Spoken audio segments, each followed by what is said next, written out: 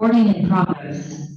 आज का आपका लेक्चर 4 जनवरी 2022 का पहला करंट अफेयर है इलेक्शन कमीशन ऑफ इंडिया के बारे में। ठीक है, गुड आफ्टरनून जी, गुड आफ्टरनून सबको। इलेक्शन कमीशन ऑफ इंडिया के बारे में देखो, हमारे कॉन्स्टिट्यूशन में आर्टिकल 324 है जो इलेक्शन कमीशन ऑफ इंडिया बारे मेंशन करता है। किसी भी डेमोक्रेसी के लिए अगर आपको एक आइडियल डेमोक्रेसी बनानी है,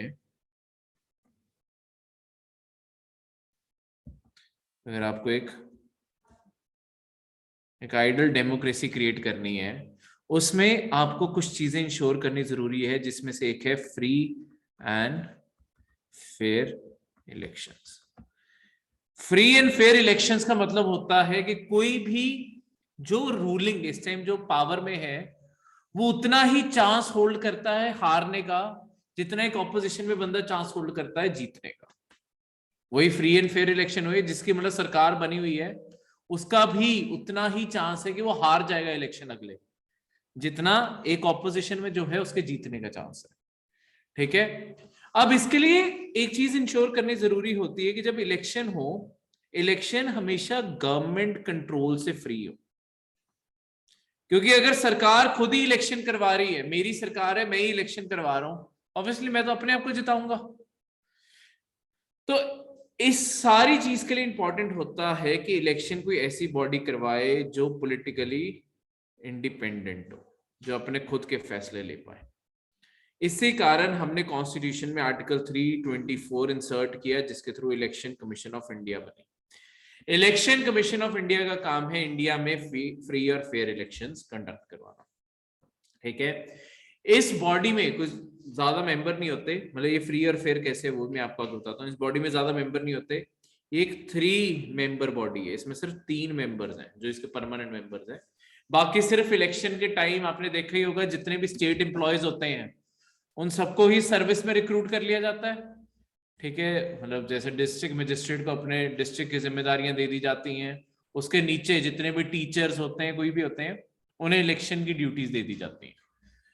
3 लोग मिलकर अल्टीमेटली डिसाइड करते हैं, उसमें से एक है आपका चीफ इलेक्शन कमिश्नर और उसके साथ 2 अदर इलेक्शन कमिश्नर। तो ये 3 लोग हैं। ठीक है, अब इलेक्शन कमीशन ऑफ इंडिया इसी तरीके से इंडिपेंडेंट हो सकती है अगर ये 3 लोग इंडिपेंडेंट हो। तो इन तीनों की इंडिपेंडेंस कैसे इंश्योर की हुई है, इसमें से स्पेसिफिकली ना जो इलेक्शन कमीशन थी जब ये शुरू हुई है 1950 का जो साल था उसमें, तब ये सिर्फ एक 1 मेंबर बॉडी थी, तब इसमें सिर्फ चीफ इलेक्शन कमिश्नर होता था। ठीक है, ये बाकी 2 90s में ऐड हुए हैं, 1990s में ऐड हुए हैं। बाकी पहले सिर्फ एक सिंगल पर्सन ही होता था, चीफ इलेक्शन कमिश्नर। ये जो चीफ इलेक्शन कमिश्नर है इसी से सब कुछ जुड़ा हुआ है। ये जो पर्सन है इसे अपॉइंट, मतलब इन तीनों को अपॉइंटमेंट प्रेसिडेंट देता है। ठीक है, पर इनमें से टेन्योर की गारंटी के इन्हें ऑफिस से हटाया नहीं जा सकता ना, वो कॉन्स्टिट्यूशन देता है, पर वो सिर्फ चीफ इलेक्शन कमिश्नर की गारंटी है, बाकी 2 की नहीं है। ठीक है, चीफ इलेक्शन कमिश्नर को हटाना ऑफिस से बहुत मुश्किल है, क्योंकि इसे हटाने का प्रोसेस सेम रखा गया है जो एक जज ऑफ सुप्रीम कोर्ट का होता है। जज ऑफ सुप्रीम कोर्ट को कैसे हटाते हैं जिन्होंने अभी तक पढ़ा? हाँ, नहीं वो तो अपॉइंटमेंट।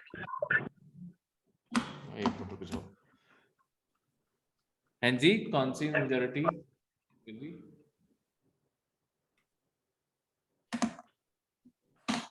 देखो, एक जज को हटाने का सिस्टम ना बहुत ही टफ बनाया गया, तभी आज तक कोई जज नहीं रिमूव हुआ। उसमें क्या है कि आप लोकसभा राज्यसभा किसी भी हाउस में, पार्लियामेंट में रिमूवल होता है, पर पार्लियामेंट में क्या होता है, लोकसभा या राज्यसभा में तुम्हें मोशन शुरू करना पड़ता है। पहले तो तुम्हें कुछ लोगों की सपोर्ट चाहिए। ठीक है, 50 और 100 लोगों की तुम्हें लिख के सपोर्ट लानी पड़ती है। उसके बाद स्पेशल मेजोरिटी से बिल पास करो, फिर दूसरी हाउस इन्वेस्टिगेट करता है चार्जेस को, फिर दूसरा हाउस भी स्पेशल मेजोरिटी से पास करता है, और फाइनली प्रेसिडेंट के साइन होते हैं, तब जाके एक जज रिमूव होता है। और ये सारा का सारा जो प्रोसेस है, मतलब सबसे डिफिकल्ट चीज जो इसे बनाती है वो है कि इसे एक ही सेशन में पास करना होता है। जो उनकी एक सिटिंग होती है ना, वो सारी सिटिंग जो सेशन है उसी के अंदर ही पास करना है। तो ये अपने आप में काफी मुश्किल हो जाता है। ठीक है, तो इसी कारण आज तक कोई जज नहीं रिमूव हुआ, आज तक कोई इलेक्शन कमिश्नर रिमूव नहीं हुआ, chief election commissioner.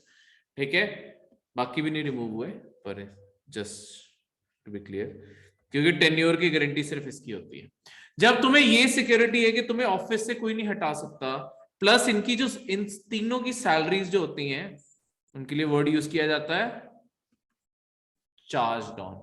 Charge down का मतलब है कि इनकी सैलरीज कभी भी कम नहीं की जा सकती, और हर बारी ये बजट का वो हिस्सा है जो पास होगा ही होगा, इसे तुम कभी भी डिनाई नहीं कर सकते। पार्लियामेंट क्योंकि सारा पैसा कंट्रोल करती है, ऐसा नहीं कि पार्लियामेंट बिल पास कर देगी इस साल इलेक्शन कमिश्नर को सैलरी नहीं देनी, गारंटी दी हुई है इनकी सैलरीज की। चार्ज डाउन जब भी वर्ड आएगा ना, सुन रहा है, गारंटी है कि इन्हें तो सैलरीज मिलनी ही मिलनी है।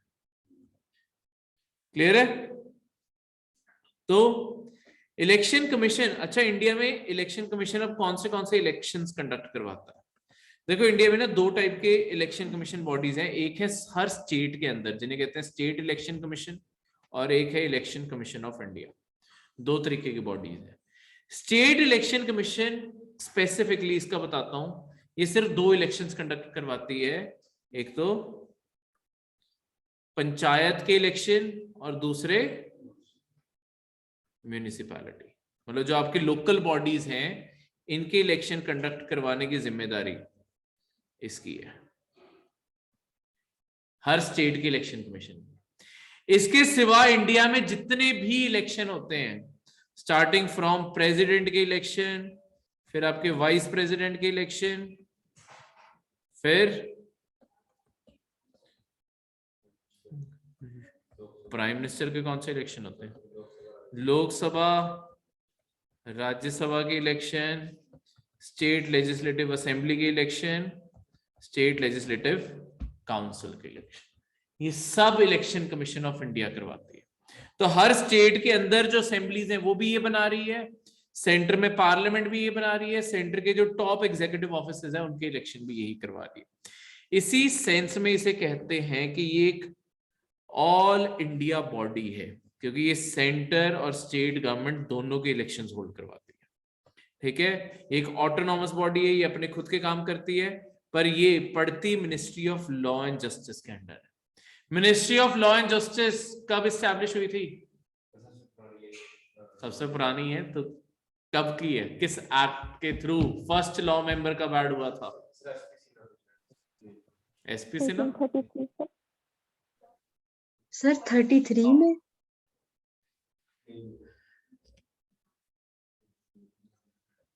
सही भी हो सकता है, 1974 33। ठीक है, सही है। लॉर्ड मकॉले थे फर्स्ट लॉ मेंबर। ठीक है, तुम बात कर रहे हो कॉन्स्टिट्यूएंट असेंबली की। जब इंडिया आजाद हो गया था, लॉ मिनिस्ट्रियां तो ब्रिटिश ने भी क्रिएट की थी ना। Ministry of law and justice सबसे पुरानी है, लॉर्ड मकॉले सबसे पहले लॉ मेंबर थे। ठीक है, तो ये 33 में आपका सबसे पहली, ये सबसे पुरानी मिनिस्ट्री है गवर्नमेंट ऑफ इंडिया की, ministry of law and justice. ठीक है, क्लियर है?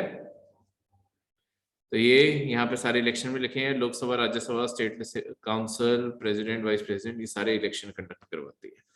ठीक है, 1950 में इसमें सिर्फ एक चीफ इलेक्शन कमिश्नर होता था। ठीक है, बाद में 1989 में इसके पहली बार इसमें और मेंबर भी ऐड किए गए। ठीक है, 2, उसके बाद से इसे 1990 में रेगुलर बना दिया। ठीक है, रिमूवल इनका बहुत मुश्किल है, वही सुप्रीम कोर्ट के जज के तौर पे होगा। जो मैंने अभी सब कुछ पॉइंट बताया वो यहाँ पे सब लिखे हुए हैं। आज तक कोई भी चीफ इलेक्शन कमिश्नर इम्पीच नहीं हुआ। ठीक है, क्योंकि ये प्रोसेस अपने आप में बहुत मुश्किल है। सेकेंड करंट अफेयर है इसरो के बारे में। इसरो का फुल फॉर्म क्या है? Indian space research organisation, ISRO. तो 2021 में इन्होंने कोई खास लॉन्च नहीं किए, एक आधा जो लॉन्च किया था वो फेल हुए हैं, मतलब एक्सपीरियंस अच्छा नहीं रहा इनका। अब 2022 में ना बहुत सारे लॉन्चेस अब शेड्यूल में हैं, इंक्लूडिंग एक बहुत ही मेजर लॉन्च गगनयान। गगनयान किस चीज के बारे है? इंडिया का एक बहुत ही एम्बिशियस मिशन है।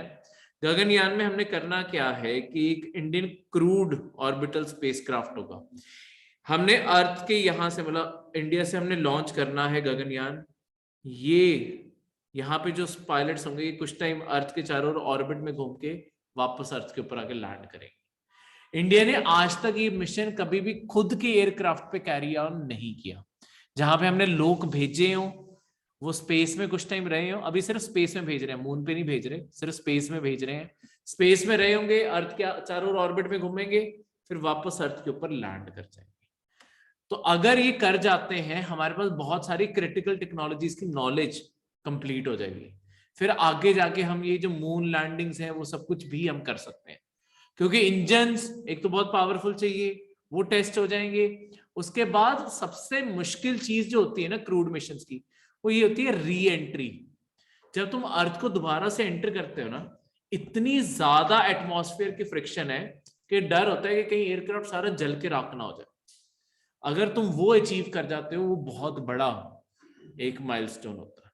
तो ये री एंट्री मास्टर करवानी बहुत जरूरी है। तो गगनयान एक तरह से इंडिया का टेस्ट है कि इंडिया ये कर पाएगा या नहीं कर पाएगा। इसके चलते हुए हमारे एयरफोर्स के मतलब ऑब्वियसली वो ट्रेंड है इसमें। एयरफोर्स के पायलट्स को शॉर्टलिस्ट किया गया, उनमें से 5-7 पायलट्स इस टाइम रशिया में ट्रेनिंग कर रहे हैं इस चीज की कि वो इसे फ्लाई कर सके। ठीक है, हमारे यहाँ पे अभी वो ट्रेनिंग मॉड्यूल नहीं है ऑब्वियसली, क्योंकि हमारे इतने मैंड मिशन जाते ही नहीं है। तो ये शुरुआत है पर इंडिया की एक तरह से। देखो ये सारी चीजें करनी क्यों जरूरी है? अभी सारा लॉस मेकिंग चीजें, इनसे बहुत जो भी पैसा आता है ये सारा पैसा जाता ही है बस। पर बात ये है कि अगर तुम्हें सुपर पावर बनना है ना, तुम्हें इन टेक्नोलॉजीज में लीड करना जरूरी है। जो देश 21st सेंचुरी में स्पेस में सबसे आगे रहेंगे ना, वो हर जगह सबसे आगे रहेंगे। तो इस टाइम ये 5-6 देश इसीलिए इतनी ज्यादा जोर लगाने लगे हुए हैं कि हम सबसे ज्यादा स्पेस में आगे रहे। जो देश सबसे ज्यादा आगे होगा, कल एस्ट्रॉइड्स को मतलब स्पेस के अंदर जो माइनिंग है उसके पोटेंशियल आएंगे, कहीं बाहर सेटलमेंट्स बिठानी है, तो वहां पे देखो अगर सबसे पहले जो देश मार्स पे पहुंचा, वो मार्स पे जाके अपनी टेरिटरी भी तो सबसे पहले क्लेम कर लेगा। जो बाद में आएंगे उन्हें तो कोई देश की टेरिटरी नहीं मिलेगी वहां पे। ठीक है, मतलब एक इंडिया अगर यहाँ एक इंडिया वहां बना, तो अगर इंडिया लेट गया, इंडिया को तो कोई टेरिटरी नहीं मिलेगी। तो इस कारण टाइम पे हर जगह पहुंचना बहुत जरूरी है। तो इसी रेस में इंडिया भी लगा हुआ है। इसके अंदर टोटल 3 लोग जाएंगे। ठीक है, तो 7 को लोग इसलिए ट्रेन कराते हैं क्योंकि कुछ एलिमिनेट भी करने होते हैं।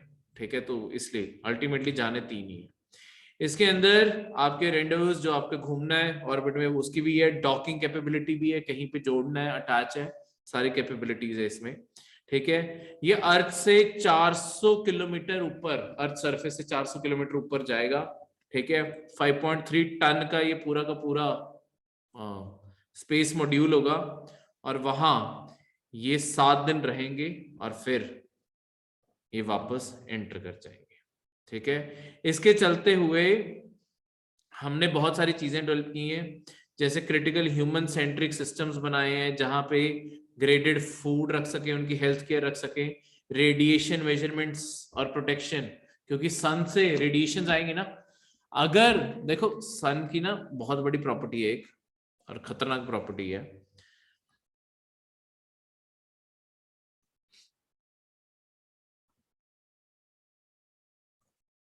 आपका सन है, सन के ऊपर न्यूक्लियर ब्लास्ट होते रहते हैं।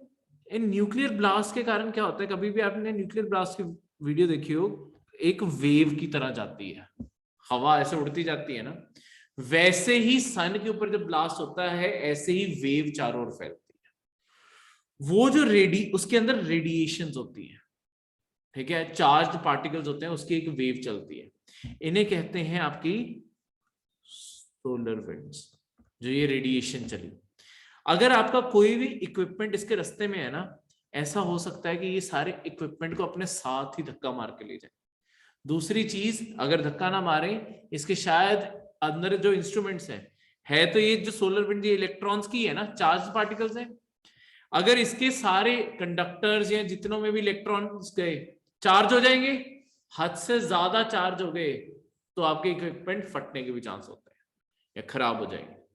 तो ऐसी चीजों से एक्स्ट्रा लेयरिंग, एक्स्ट्रा प्रोटेक्शन देनी पड़ती है। तो उसी के चलते हुए ये सब कुछ कैरी ऑन किया जाता है। ठीक है, इसके अलावा लाइफ सपोर्ट सिस्टम, एनवायरमेंट, हर चीज डिजाइन की जा रही है। तो इंडिया की बेस्ट ऑफ द टेक्नोलॉजी, और अगर इंडिया ये अचीव कर जाता है, इंडिया का एक बहुत बड़ा माइलस्टोन पूरा हो जाएगा। क्लियर है? इसके साथ साथ हम एक व्योम मित्र, ये ना एक फीमेल लुकिंग रोबोट है, ये भी भेज रहे हैं। तो हम एक रोबोट आपका स्पेस में भेज रहे हैं जो आपके एस्ट्रोनॉट्स की बोर्डिंग, इन सारी चीजों में हेल्प करे। ठीक है, और कोई भी उन्हें सपोर्ट की जरूरत है तो ये रोबोट टेक ओवर कर सके। ठीक है, तो इसलिए रोबोट भी बनाया जा रहा है। क्लियर है? सेकंड मिशन जो है आदित्य L1, ये आपका क्रोनोग्राफी स्पेसक्राफ्ट मिशन है। इसमें क्या है, क्रोनोग्राफी क्या है, आपने उसकी फोटोज तो देखी होंगी जब सोलर इक्लिप्स लगता है। उसमें होता क्या है कि जो आपका सन है, आपको अर्थ के ऊपर कैसे दिख रहा होता है, ये जो सन है इसके बिल्कुल आगे मून जो आ जाता है, जब साइड पे एक पतली सी लेयर रह जाती है, देखा है ना, हमेशा एक पतली सी लेयर हमेशा दिख रही होती है। ठीक है, ऐसे दिखता है ना। ये जो साइड पे सन की लेयर दिख रही है ना, ये एक्चुअली सन की सरफेस नहीं है, सन का एटमॉस्फेयर है। सन के एटमॉस्फेयर के अंदर ये जो एक्चुअली येलो येलो लेयर हमें दिखती रहती है ना, इस लेयर का नाम है कोरोना।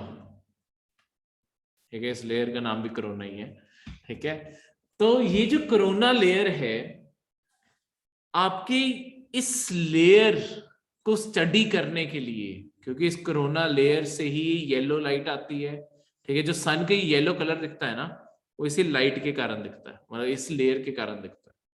और कोरोना में बहुत सारी अलग प्रॉपर्टीज हैं, जैसे नीचे जब आपका एटमॉस्फेयर ऊपर ऊपर जाता है ना सन का, पहले ऊपर जाते हुए ठंडा हो रहा होता है, फिर बीच में अचानक ही कोरोना लेयर आती है और अचानक ही गर्म हो जाता है। तो ऐसा क्या है यहाँ पे जो सन के एटमॉस्फेयर को सडनली हीट करता है? तो ऐसे बहुत सारे अनआंसर्ड क्वेश्चन है। तो उसे स्टडी करने के लिए इंडिया अपना एक मिशन भेज रहा है जिसका आदित्य L1 उसका नाम है। तो ये सन की तरफ ये सैटेलाइट जाएगी और सन के अपने खुद के ना कुछ ऑब्जर्वेशन पॉइंट्स हैं जहां पे हम प्लेस करते हैं, लेग्रांज कहते हैं उन्हें। उसमें L1 3 points L1 L2 L3, हम L1 ऑर्बिट में उसे प्लेस करेंगे। और भी नासा जैसों ने भी अपने मिशन भेजे हुए हैं, हम भी वैसे ही अपना मिशन भेज रहे हैं। ये L1 ऑर्बिट सन के चारों ओर घूमेगा और उसकी ये पूरी लेयर को स्टडी करेगा। ठीक है, तो यहाँ पे कैसे कोरोनल हीटिंग होती है, वही जो मैंने आपको बताया, ये लेयर अचानक ही ऊपर जाके हीट हो जाती है। ठीक है, उसके बाद यहाँ पे मैग्नोमेट्री, यहाँ पे मैग्नेटिक इफेक्ट्स क्या है वो भी स्टडी करेगा, यूवी सोलर रेडिएशंस को भी स्टडी करेगा, और ऐसी चीजों को हमारे तक हमें जो डेटा मिलेगा हम ज्यादा बेटर प्रेडिक्ट कर पाएंगे सन के इवेंट्स को। देखो, सन को समझना हमारे लिए बहुत जरूरी है। एक तो चलो उसके ऊपर हमारी लाइफ तो चलती चलती है, सन के ऊपर अगर कोई भी, ये माना जाता है अगर कोई भी बहुत बड़ा ब्लास्ट हुआ ना, न्यूक्लियर ब्लास्ट बहुत बड़ा सन के ऊपर हुआ, उसकी सोलर विंड्स इतनी तेज होंगी कि हमारे अर्थ का सारा एटमॉस्फेयर तक ऊपर से उड़ा के लेके जा सकती है। मतलब अभी हम बैठे हैं, सांस ले रहे हैं, अचानक ही हवा ही गायब, तो सब खत्म। तो इस कारण अगर हम उसे समझ पाएंगे, हम ज्यादा बेटर डिसीजन ले पाएंगे किस तरीके से हमें लाइफ को बचाना। तो उसी की कोशिश है यहां से। क्लियर है? नेक्स्ट है एक्सरे पोलारीमीटर सैटेलाइट। ठीक है, x-ray polarimeter satellite. X-ray polarimeter satellite जो है ये एक इसरो की स्पेस ऑब्जर्वेटरी होगी, जो आपके सारे के सारा जितना भी गैलेक्सी है और जितना यूनिवर्स है, इसके अंदर जो एक्सरे से इसे स्कैन करेगी। कॉस्मिक एक्सरे स्टडी करना चाहते हैं। देखो है क्या, एक्सरे भी एक तरह से पल्स ही है, वेव्स ही है ना। तो ये इसके जो स्कैनर होंगे, जो एक्सरे के स्कैनर होंगे, किस तरीके से आपका सारा का सारा यूनिवर्स क्रिएट हुआ है उसकी एक्सरे डायग्राम्स बनाएंगे, ठीक है, क्योंकि इसकी जो रेडिएशन फैली हुई है, एक्सरे रेडिएशन सारे यूनिवर्स में फैली हुई है, तो उसे स्टडी कर करके उसका मैप बनाएंगे, ठीक है। इससे स्टार्स का ओरिजिन और कैसे आपका यूनिवर्स एक्सपैंड कर रहा है, ये सारी चीजें स्टडी करनी आसान हो जाती है। तो यहां से आएगा। तो इसकी जो सैटेलाइट है पोलेक्स, वो 125 kg का इंस्ट्रूमेंट मतलब कैरी कर रही होगी, ठीक है। सॉरी, पोलेक्स इंस्ट्रूमेंट है, एक्सपोसैट सैटेलाइट है। पोलेक्स जो इंस्ट्रूमेंट है ये आपका एक्सरे का इंस्ट्रूमेंट है, 125 kg का सिर्फ ये इंस्ट्रूमेंट है। ये आपके रमन रिसर्च इंस्टीट्यूट ने डेवलप किया है, क्लियर है।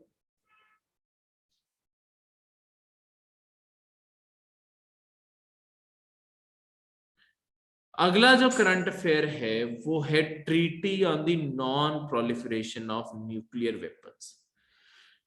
देखो, दुनिया में न्यूक्लियर वेपन्स हर देश तक ना पहुंचे एक बहुत बड़ा सवाल भी है और बहुत ज्यादा जिम्मेदारी भी है, क्योंकि जितने देशों के पास न्यूक्लियर वेपन्स होंगे उतने ही न्यूक्लियर वॉर होने के चांसेस बढ़ते जाएंगे, क्योंकि हर देश के पास ऑप्शन हो जाएगा कि अगर मैं वॉर हार रहा हूं न्यूक्लियर वेपन चला दो। पर एक ने भी चलाए, सारी की सारी अर्थ का हार्म होगा। अगर मतलब एक चीज मानी जाती है कि अगर बाई चांस किसी ने चला दिए, क्योंकि ऐसा तो है नहीं कि हिरोशिमा नागासाकी की तरह थोड़े से बॉम्ब ही चलाने हैं, अब जो भी चलाएगा 100 150 मिसाइल छोड़ देगा एक साथ, तो न्यूक्लियर विंटर आने के चांसेस है। ये न्यूक्लियर विंटर क्या है? ये माना जाता है कि अगर न्यूक्लियर बॉम्ब्स चले, पहले तो रेडिएशन से उस एरिया में तो लोग मर ही जाएंगे, उसके बाद इतना ज्यादा धुआं होगा, क्योंकि ब्लास्ट के कारण वो मशरूम बनता है ना पूरा, उससे इतना ज्यादा धुआं होगा कि सारी अर्थ के चारों ओर क्लाउड्स ही क्लाउड्स हो जाएंगे। ये क्लाउड्स के कारण सनलाइट आनी बंद हो जाएगी, और ये नहीं, हजारों सालों के लिए सनलाइट आनी बंद हो जाएगी। तो अगर सनलाइट नहीं आएगी, अर्थ ठंडी होती जाएगी। ठंडी होने का मतलब है बस बर्फ ही बर्फ जमती जाएगी, स्नो पड़ने लग जाएगी हर जगह, तो सन कहीं नहीं आएगा। तो न्यूक्लियर विंटर, जहां पे सिर्फ बर्फ ही बर्फ है और कुछ नहीं है, ऐसी एज में आ जाएंगे जिसमें सर्वाइवल बहुत मुश्किल है, क्योंकि सारे प्लांट्स मर जाएंगे, फार्म सारे खत्म हो जाएंगे, तो काम खाएंगे क्या? तो इस कारण ये बहुत ही बड़ा रिस्क है। इसी के चलते हुए आपकी कुछ कंट्रीज ने 1970 में, ये 68 में बनाई थी, 70 में ओपन होगी, सॉरी 68 में ओपन हुई थी, 70 में ऑपरेशन में आ गई, treaty on the non proliferation of nuclear weapons. इसमें देश ये कमिट करते हैं कि हम प्रिवेंट करेंगे कि न्यूक्लियर वेपन्स एक तो दुनिया भर में स्प्रेड ना हो या उसकी टेक्नोलॉजी स्प्रेड ना हो, और न्यूक्लियर एनर्जी का बस पीसफुल यूज एनकरेज। मतलब ऐसा नहीं है कि न्यूक्लियर एनर्जी किसी को देंगे ही नहीं, न्यूक्लियर प्लांट ओपन हो, बिजली बने, वेपन्स ना फैलने बाकी दुनिया में। तो इस ट्रीटी के कारण, आपके इस ट्रीटी के अंदर ही है, ये ट्रीटी सिर्फ 5 देशों को रिकॉग्नाइज करती है एज न्यूक्लियर पावर्स। सिर्फ 5 देश हैं जो न्यूक्लियर वेपन पोजेस करते हैं और कर सकते हैं, तो ये अपने आप में डिस्क्रिमिनेटरी है।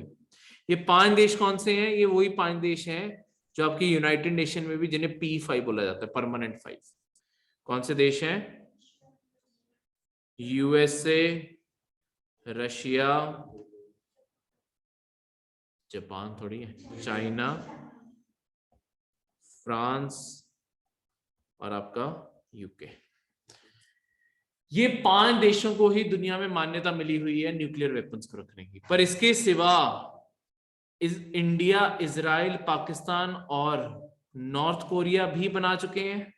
तो एक्चुअली दुनिया में 9 देश एग्जिस्ट करते हैं जो न्यूक्लियर वेपन्स पोजेस करते हैं, पर इस ट्रीटी के अंडर सिर्फ 5 को रिकॉग्निशन है।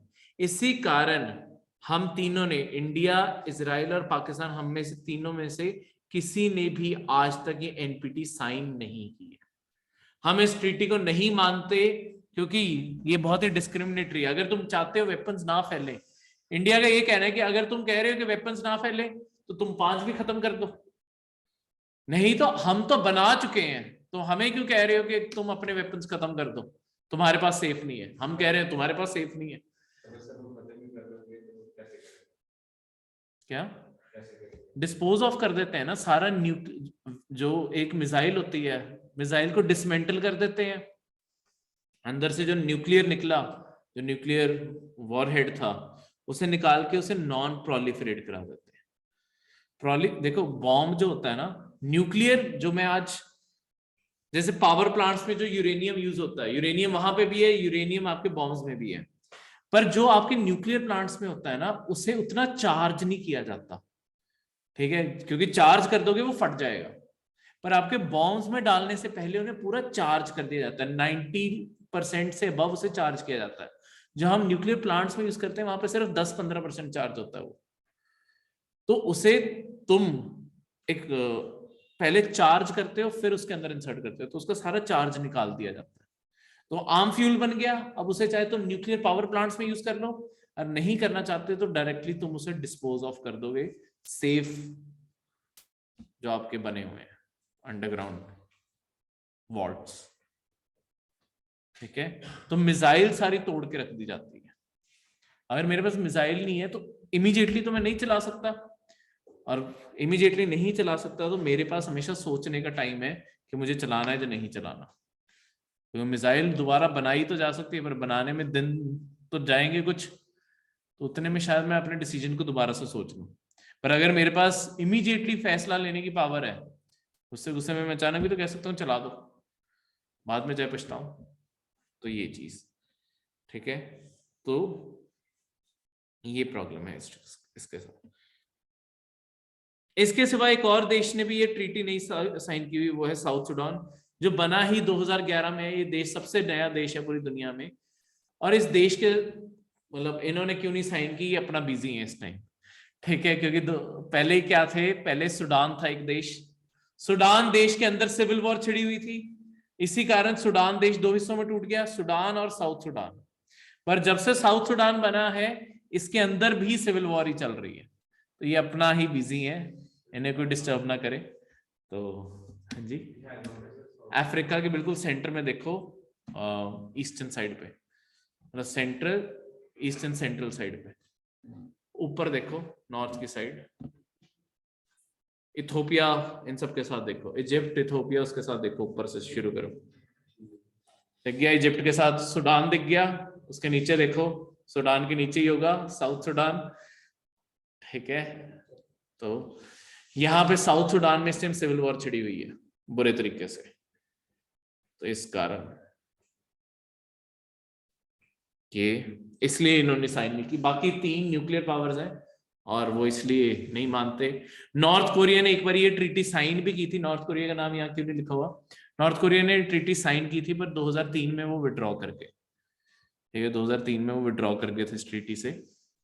और अब तो तुम्हें पता ही है, किम जोंग उन थोड़े थोड़े टाइम बाद मिसाइल चला के देखता रहता है कि चल रही है या नहीं चल रही, तो इस कारण वो भी इस ट्रीटी को नहीं मानते। क्लियर है?